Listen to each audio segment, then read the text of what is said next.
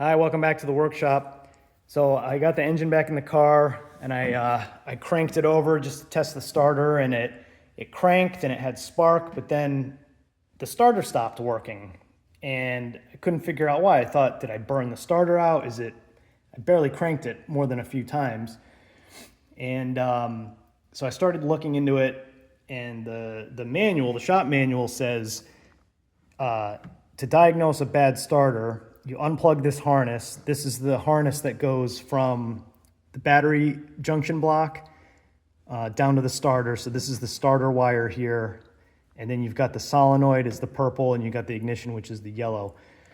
And they said if you put 12 volts on the purple in the starter cranks, you know it's a problem either with the switch or the wiring.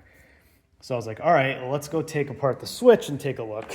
So I took the switch apart, tested it with a multimeter. I'm getting connections where I should.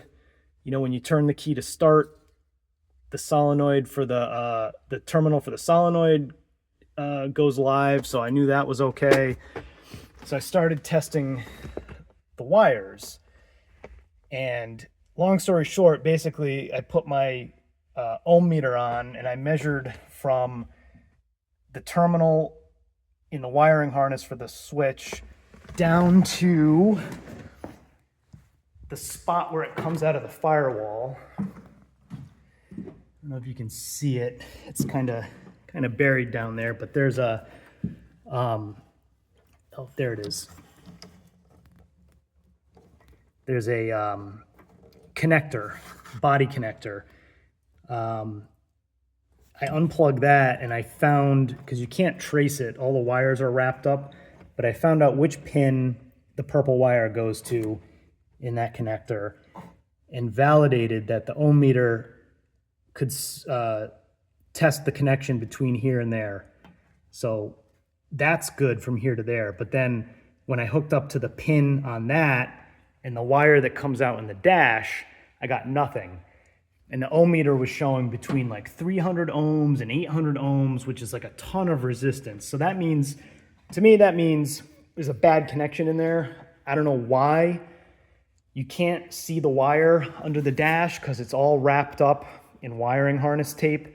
And I'm not about to go tearing all that apart or tear into the fuse panel. So what I did was I made a new one and I just ran. It's a purple wire, and I have a blue wire kicking around. So I ran it, underneath and out through the firewall and back up. And luckily, I have my Packard connector set.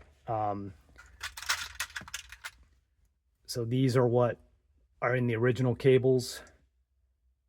The female ends here, and they go on. They go on here like that. And that clip right here is what snaps it into the plastic piece, these plastic pieces. So I was able to make a new wire on both ends. I just wired it up, it works. I learned about hot wiring a car, an old car at least. I knew how to do it in theory, but now I definitely know how to do it in practice. You wire together the battery, the ignition, and then you hit the starter solenoid to turn it over. So now I know. Thankfully, I didn't buy a new starter. I didn't buy a new switch. I didn't go nuts. I stepped back and said, let's troubleshoot. And this is an important tool to have. It's just a cheap multimeter. And, I use it to measure voltage. I use it to measure ohms. It's got the audible beep, where if you have a connection, it'll beep. So this was invaluable in troubleshooting this. Same thing with these test leads. I got some cheap test leads so I could, hook together. One of the first things I did was I ran a wire from there over to here with my test leads just to validate, if I eliminate that segment of wire with a test lead, does it work? And that's when I started to figure out, there must be something bad under there. So yeah, get yourself a nice test meter. These are cheap. And then a test light, obviously. But yay, I did it. Good job. Remember, take your time. Don't start throwing parts at stuff if you don't have to.